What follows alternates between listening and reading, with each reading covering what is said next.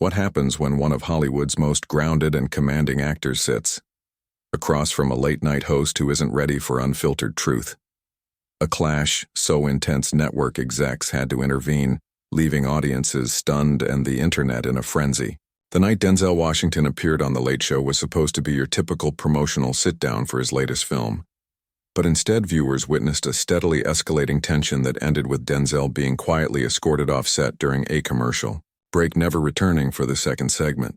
But before I break down exactly what triggered this live-on-air confrontation between Denzel Washington and Stephen Colbert, don't forget to hit that subscribe button and turn on notifications. This story pulls back the curtain on a side of late-night television the networks don't want you to see. And hey, drop a comment below if you've ever noticed a celebrity interview where the smiles felt just a little too forced. The evening started out like any other.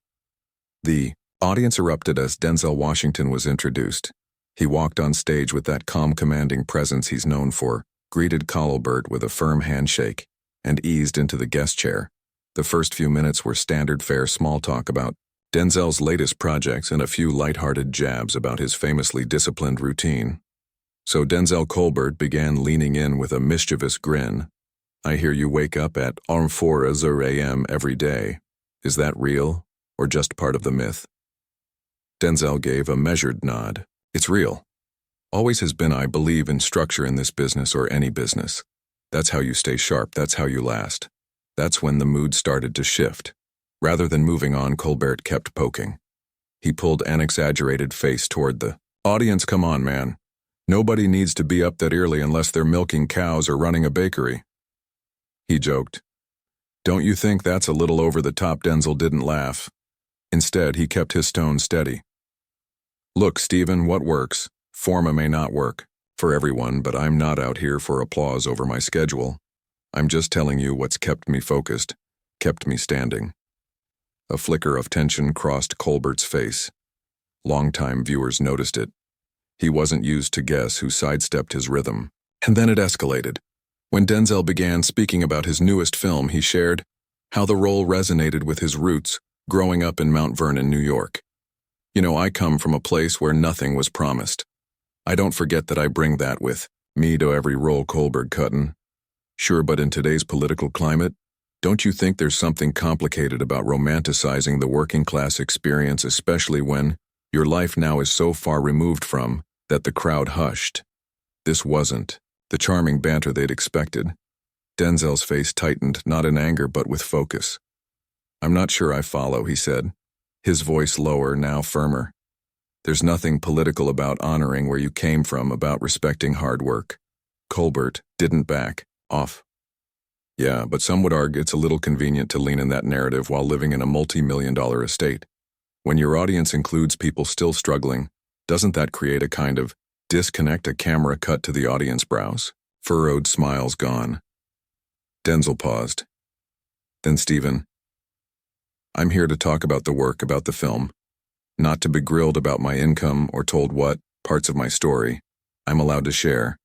I've never been ashamed of success, and I've never faked who I am." Off camera, a producer could be seen frantically signaling cutting motions, urgent expressions. But Colbert leaned in even more, shifting from host to inquisitor. "But don't you think celebrities have a responsibility, especially when they're promoting an image that doesn't exactly match their reality anymore?" The tension in the room solidified. You could feel it through the screen. The usual rhythm of jokes and applause was gone. Denzel stayed poised, but the tightness in his jaw said it all. "I believe celebrities have a responsibility to be truthful," Denzel said calmly, his gaze locked on Colbert. "And to be honest, Stephen, I'm starting to feel like I was invited here under false pretenses." His voice didn't rise, but the weight behind it was unmistakable. "If you wanted a political sparring match, you should have invited a politician." The room was quiet enough to hear a pin drop. Tension had been simmering, and now it was reaching a boiling point. Cor opened his mouth. Tor spawned. But before he could get a word out, the screen abruptly faded. To commercial.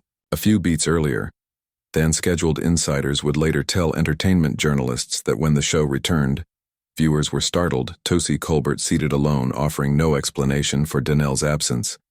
smoothly transitioned into the next segment, as if nothing had happened, but the audience wasn't buying it. Within minutes, social media was ablaze. Viewers wanted answers. What happened during the break? According to multiple staffers present that night, the confrontation didn't end when the cameras stopped rolling. Quite the opposite. Voices were raised backstage and tempers flared, executives fearing the situation might escalate further on. Air made the decision Denzel Washington would not return for the remainder of the show. What happened backstage peeled back the curtain on a very different version of Stephen Colbert, one far removed from the charming satirical host millions knew. The moment the cameras went dark, Colbert tore off his mic, stood up, and confronted Denzel directly. "What do you think you're doing?" He snapped, his usual affable veneer gone. "This is my show. You don't come on here and tell me how to run my interview." Denzel remained seated for a beat, then stood slowly and deliberately. He didn't raise his voice. He didn't flinch.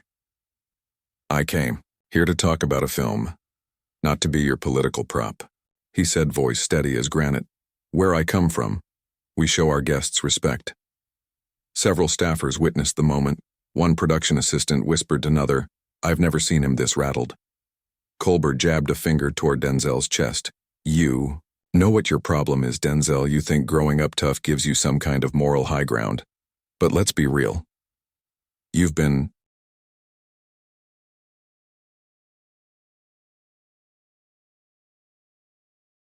living the Hollywood life for decades. You're just as out of touch as the rest." Denzel's expression didn't change, but the sharpness in his tone could cut steel. "And you think hiding behind jokes gives you the right to blindside your guests? I've been real my whole career. Can you say the same?" At that point, network executives were called in. The show was unraveling, and they had minutes to get it back under control. The senior producer approached Colbert quietly, trying to de-escalate. "We've still got 2 more segments and another guest waiting," he said, glancing nervously at Denzel. "I'm not going back out there with him." Colbert snapped loud enough for the surrounding staff to hear. "Either he goes or I go." For a moment, no one spoke. Then Denzel let out a quiet breath and looked around the room, stunned at the absurdity of it all. "You serious right now?" he asked. "You're throwing me off the show because I wouldn't let you talk down to me?" Colbert turned to face him directly. "This isn't a film set where you get to call the shots. This is my house, and in my house we follow my rules." That's when the executive producer stepped in with final authority. "Denzel, maybe it would be best if we rescheduled your appearance for another time when things are a little less heated." Denzel looked between Colbert and the executive, realization dawning. "So that's how it is," he said quietly. "He throws the tantrum and I get shown the door. It's not personal," the exec began, but Denzel cut him off. "Everything about this is personal," he said, removing his microphone with calm precision. "This was never about the film. He came for me. From the start, security personnel began approaching, unnecessarily. No need," Denzel said, raising a hand. "I know my way out." The silence in the room was suffocating. Ash collected his things, but before turning to leave, he looked Colbert dead in the eye one last time. "You know the difference between you and me. Steve and I play characters when the cameras roll, but when they stop, I'm still me. Always have been. Can you say the same?" Colbert's face flushed, but he said nothing. Denzel turned and walked toward the exit, head high, his dignity intact. The production team stood frozen. A young assistant nervously approached to return Denzel's personal items. He gave her a brief nod of thanks before walking out the door. "For what it's worth," the production assistant whispered as she handed him his personal items. "This isn't the first time something like this has happened." Denzel gave her a knowing nod. "Won't be the last either," he said without missing a beat. Meanwhile, back on set, Colbert was huddled with his writing team, urgently reshuffling the rest of the show. "No mention of what just happened," he instructed. "Move the musical guest up. I'll stretch the monologue in the second half if we need to." The audience is still seated and unaware of the storm unfolding backstage, waited patiently for the show to resume. In the green room, the next guest, all-known actress promoting her latest film, watched the studio monitors with growing concern. "Is everything okay?" she asked a staffer walking past. That interview felt really tense. "Just a slight change of plans," The staffer replied, sticking to the prepared line. Mr. Washington had to leave unexpectedly. Back on stage, the floor manager counted down, back in 5, 4, 3. He silently gestured 2-1 and pointed at Colbert. Welcome back, Colbert said smoothly, his voice cool and composed, not a flicker of the earlier fire betraying his expression. Unfortunately, Denzel Washington had to step away, but we've still got a great show for you tonight, the audience murmured. Some exchanged glances. They could sense something was off, but the machine of late-night TV kept running smooth and controlled just as it was designed to be outside the studio. Paparazzi had already gathered. Denzel declined to comment, offering only, "Watch the show. It speaks for itself." He climbed into a waiting SUV already, dialing his publicist inside during another commercial break. Colbert's polished mask dropped again. "Who vetted him?" he barked, pacing backstage. "Didn't one actually look at his talking points? We look completely unprepared out there." A junior producer spoke up, voice tentative.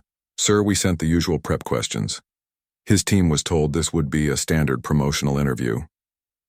"Standard doesn't mean softball," Colbert snapped. "We're not here to babysit people, we challenge them, even if they're just here to sell a movie." The producer went quiet, instantly regretting the reply. Another staff writer leaned over to a colleague and whispered, "Funny how that standard only seems to apply to certain guests." The next segment rolled, but the mood backstage had shifted permanently. Staff exchanged sidelong glances. The energy was electric dangerous.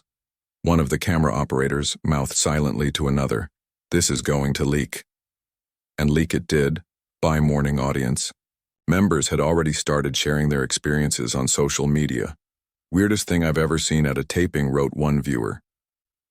1 minute Denzel was there, the next, he was gone. Colbert acted like it was nothing, but the energy was off. Production assistants confirmed the host remained irritable for the rest of the night, snapping over lighting cues and set changes. During the final break, he reportedly told the team, "Anyone who talks to the press about this, anyone is fired." But the story had already taken on a life of its own. Fans were connecting the dots, industry insiders were already texting one another, entertainment reporters were making calls. The original broadcast never showed Denzel leaving the set, but audience, members, and backstage crew were more than willing to fill in the blanks. And then came the moment no one expected. Rather than exiting the building, immediately Denzel made his way to Colbert's dressing room. That's where the host had retreated after the on-air confrontation. A knock on the door, call measured. "We need to talk," Denzel said, man to man, not for the cameras. Inside, Colbert was huddled with his executive producer and head writer brainstorming PR damage control. The knock cut through their conversation. "Mr. Colbert doesn't want to speak with you right now," the executive producer called out, trying to shield. His host, "I didn't ask you," came the reply. Denzel's voice was low, but it landed with weight. "This is between me and Stephen. I'm not leaving until we..."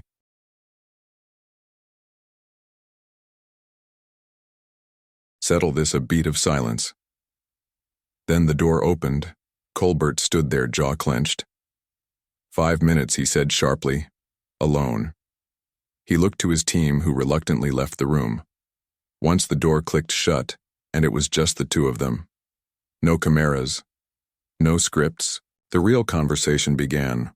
"What was that out there?" Denzel asked, motioning toward the stage. His tone was controlled, but the fire was there. "I gave 2 years of my life to that film. I came here to talk about the work, and instead you turned it into some kind of political trap." Colbert crossed his arms, defensive. "This show isn't just a promotional stop. We deal with real issues here." Denzel raised an eyebrow, unimpressed. "You call it real issues when you attack me for honoring where I came from. That's not journalism, that's performance. You're out there trying to score points with your audience and used me to do it." Colbert's face flushed.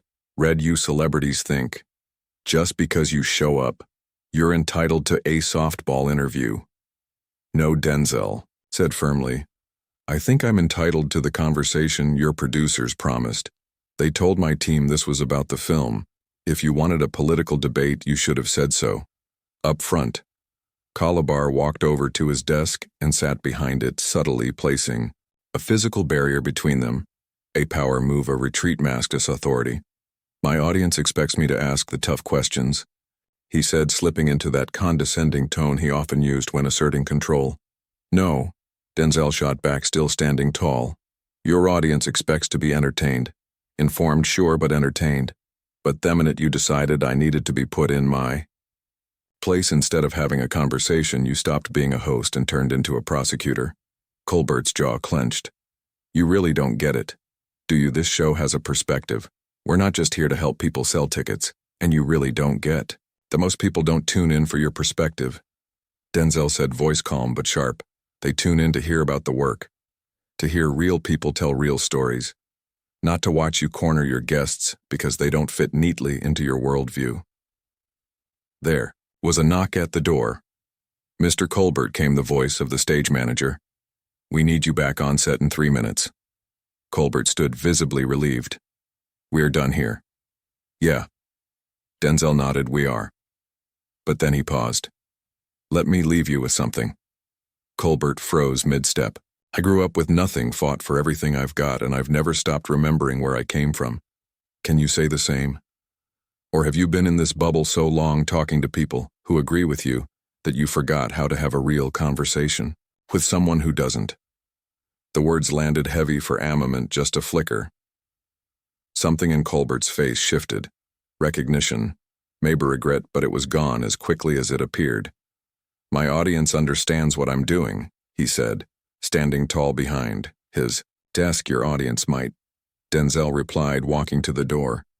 But what about everyone else? You used to be a comic who could sit down with anyone, no matter who they were or where they came from. Now you're just preaching to your own choir. Before Colbert could respond, the executive producer stepped in. We need to go now. Denzel gave a small nod and turned to leave. Good luck with the rest of your show, he said as he walked out. Something tells me you're going toned it. He moved down the hallway toward the exit, passing by the green room where the next guest, a young actress gearing up for her first big break, sat nervously flipping through note cards. Everything okay out there? She asked clearly, sensing the tension in the air. Just some creative differences, Denzel replied with a calm smile. Word of advice, stick to talking about your movie? She nodded slowly, suddenly less certain than before. Back in set, Colbert sat stiffly as the makeup artist touched up his face. A thin sheen of sweat had formed under the lights. Or maybe it wasn't just the lights. How are we handling this? The producer asked quietly. We're not, Colbert replied, cold and clipped. No mention of it. Push the musical guest up. I'll stretch the monologue. The audience saw what happened, the producer reminded him. They're going to be confused if we just move on. Then let them be confused, Colbert snapped. This is my show. I decide what it means.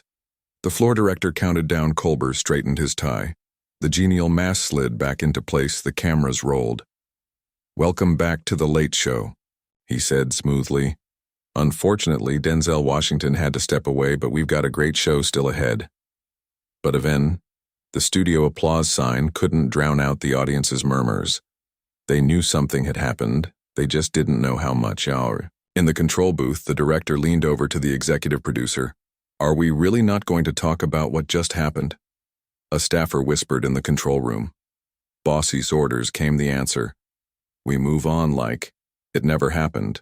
But the audience wasn't so quick to forget. As Colbert tried to slide into the next segment, the shift in energy was impossible to ignore. Laughter came late. Applause was sparse. The once electric room now buzzed with quiet tension. Something had cracked, the unspoken agreement between host and audience, the one built on trust, candor, and illusion. Meanwhile, Denzel Washington was already gone, slipping past waiting paparazzi with just a single line. Watch the show. It speaks for itself. As his SUV pulled away from the studio lot, his phone rang. It was Dwayne Johnson. Just got a text, The Rock said when Denzel picked up. You good? Denzel stared out the tinted window, the glow of the studio fading behind him. I'm good, he said. Just reminded myself why I usually stick to the work. Let me guess, Johnson replied, another host who thinks their job is to put you on trial instead of having a conversation. Something like that, Denzel. The silence sit for a second before continuing. Thing is, I would have been happy to talk about class privilege, all of it, if it was real. But that wasn't what he wanted. He wanted a headline, a gotcha moment. And when he didn't get it, the unraveled. Back at the studio, the rest off the show dragged on with a plastic sheen. Colbert's jokes landed flat, his banter with the musical guest felt over-rehearsed. His smiles stretched just a little too wide. It was all there, but none of it felt true. During the final commercial break, Colbert pulled his head writer aside. "We need to get ahead of this tomorrow," he muttered. "Social media is already running wild." "What's the move?" the writer asked. "Apologize, make a joke of it, or do we double down?" Colbert exhaled through his nose, calculating. "We frame it as a misunderstanding. Say the segment ran long-time constraints. Keep it vague. No mention of backstage. Think people will buy that?" the writer asked, skeptical. "A lot of folks in the crowd saw what happened. They know it wasn't a timing issue. It has to work," Colbert said. And for the first time, there was a tremble beneath the confidence. "Because the alternative is admitting I lost control of my own show." As the tape ended and the crowd filed out, their chatter told a different story than Theon Colbert would spin tomorrow. "Did you see Denzel's face when Colbert started lecturing him?" one attendee whispered. "I've never seen that kind of tension, Lev." "The weird part," her friend replied, "was how they just acted like it didn't happen, like we didn't see it." That night, both men returned home, but their reactions couldn't have been more different. Denzel sat with his family, poured a cup of tea, and reviewed notes for his next press day. The incident was behind him. It hadn't rattled him. If anything, it confirmed something he'd always known. Authenticity never needs to shout. It just stands its ground. Colberton, the other hand, sat alone, scrolling through his phone for hours. Tweets, threads, TikToks.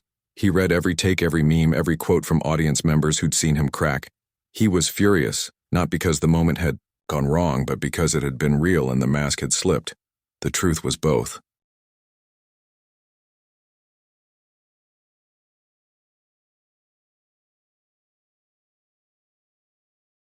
Men had shown their real selves in that unscripted moment. Denzel had proven exactly who he always claimed to be: steady, grounded, unapologetically honest, not chasing applause, not afraid of silence, not playing to the room.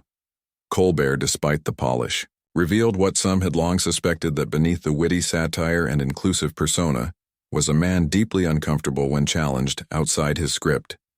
In the end, the clash between these two giants wasn't just about a botched interview. It was about something deeper.